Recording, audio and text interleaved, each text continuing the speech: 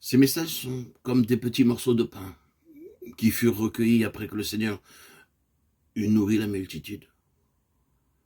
Ils mettent en évidence la nécessité d'une vie vécue dans l'esprit, en relation avec le dessein de Dieu, selon Romains 8, 29.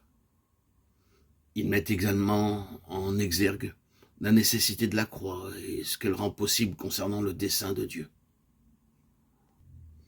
Si nous considérons les œuvres de Dieu au cours de l'histoire de l'homme, nous pouvons découvrir le courant de l'activité divine coulant de génération en génération, courant ininterrompu et en constante progression. Il y a quelque temps, j'étais profondément impressionné alors que je méditais sur des écrits de Wesley.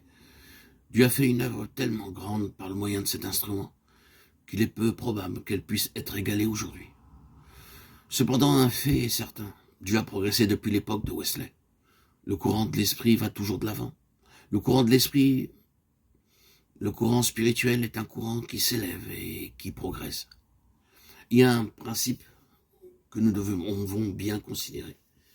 Si dans votre génération vous répondez aux exigences de Dieu, vous serez porté en avant dans le courant de son dessein. Mais au contraire, si vous vous accrochez au passé, voulant qu'il refasse quelque chose qui, selon votre concept, est d'une grande valeur spirituelle, nous constaterons que nous nous sommes écartés du courant principal de son action. C'était une bonne chose que d'être un Luther au XVIe siècle, mais l'être un homme comme Luther au XXe siècle ne pourrait certes pas répondre aux besoins actuels. De même, Wesley fut très utile pour le Seigneur au XVIIIe siècle, mais il n'aurait certainement pas accompli ces mêmes choses au XXe siècle. Chaque instrument levé par Dieu a dans son temps une fonction spécifique et sa contribution au progrès de l'Église correspond exactement aux besoins précis de l'heure. Mais cet instrument ne pourrait servir à l'édification de l'Église pour l'amener à un stade plus avancé de son développement. Malheureusement, beaucoup ne discernent pas le courant vivifiant et en constante progression qui traverse toute l'histoire de l'Église. Nous avons dans ce XXe siècle hérité des richesses des saints qui nous ont précédés et ont apporté leur contribution à l'édification de l'Église. Nous ne devons pas déprécier la grandeur de notre héritage et nous ne pourrons jamais assez remercier le Seigneur pour ses acquis.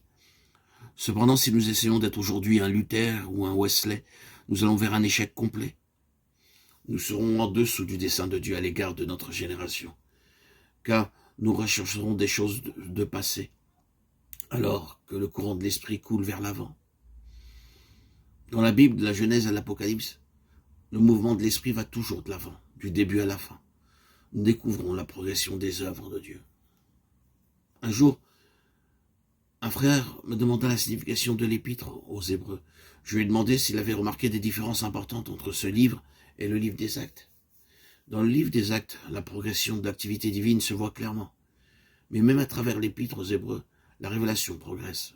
Elle fait un pas de plus vers la manifestation du dessein de Dieu. La progression spirituelle dans le livre des Actes est manifeste, et la manière d'avancer de l'esprit suit le programme clairement défini dans le premier chapitre, à Jérusalem, dans toute la Judée, dans la Samarie et jusqu'aux extrémités de la terre. Acte 1, 8b. Depuis la Judée, le courant s'écoule vers la Samarie. Mais cependant, en parvenant en Samarie, il n'a pas stagné. Il a coulé vers Rome, car il avait pour limite l'extrémité de la terre. Bien que nous puissions voir la progression régulière du dessein divin à travers le livre des Actes, cependant, à la fin de ce livre, nous constatons que le concept chrétien n'avait pas été entièrement clarifié. Mais lorsque nous lisons la lettre aux Hébreux, nous voyons que le chrétien avait émergé d'un stade transitoire et que le nouveau concept avait été parfaitement intégré. Dans les Actes, nous y voyons des juifs chrétiens. Ils se réunissent avec d'autres chrétiens hors du temple. Toutefois, ils vont encore au temple. Mais dans le livre aux Hébreux, nous constatons qu'il n'est plus fait mention d'un juif chrétien, mais simplement d'un chrétien tout court. Et qu'il ne se réunit plus désormais qu'à certains moments dans le temple et à d'autres moments hors du temple. Ce qu'il pouvait faire lorsque l'Esprit avait été tout récemment répandu à Jérusalem. Il ne pouvait plus le faire. Maintenant, le courant de l'Esprit progressait jusqu'aux extrémités de la terre. Dans les Hébreux, nous voyons qu'il avait délaissé le temple pour le vrai tabernacle, dressé par le Seigneur, et non par un homme, Hébreux 8.2.